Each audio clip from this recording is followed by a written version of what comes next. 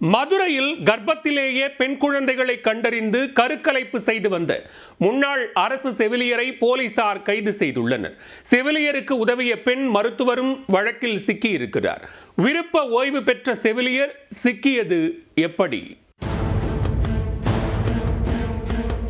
சிவகங்கை மாவட்டம் பழையனூர் பகுதியைச் சேர்ந்த காயத்ரி என்பவருக்கு ஏற்கனவே 2 பெண் குழந்தைகள் உள்ள நிலையில் அண்மையில் மீண்டும் கர்ப்பமடைந்தார்.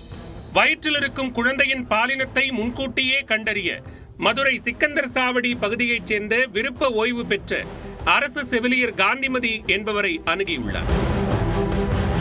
காந்திமதி சோழவந்தான் பகுதியில் உள்ள தனியார் மருத்துவமனைக்கு காயத்ரியை அழைத்துச் சென்று ஸ்கேன் செய்து பார்த்து காயத்ரிக்கு 3வது பெண் குழந்தை என்பதை உறுதி செய்துள்ளார். பின் காயத்ரியிடம் 20,000 ரூபாய் பணத்தை பெற்றுக்கொண்டு காந்திமதியின் வீட்டிலேயே வைத்து காயத்ரிக்கு கருக்கலைப்பு செய்துள்ளார்.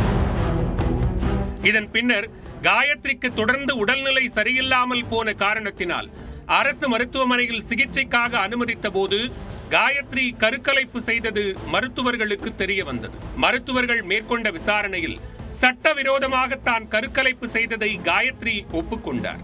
அவர் கொடுத்த வாக்குமூலத்தின் அடிப்படையில் மதுரை மாவட்ட சுகாதாரத்துறையினர் காந்திமதியின் வீட்டிற்கு சென்று சோதனை மேற்கொண்டதில் அங்கு மேலும் அதிர்ச்சி காத்திருந்தது.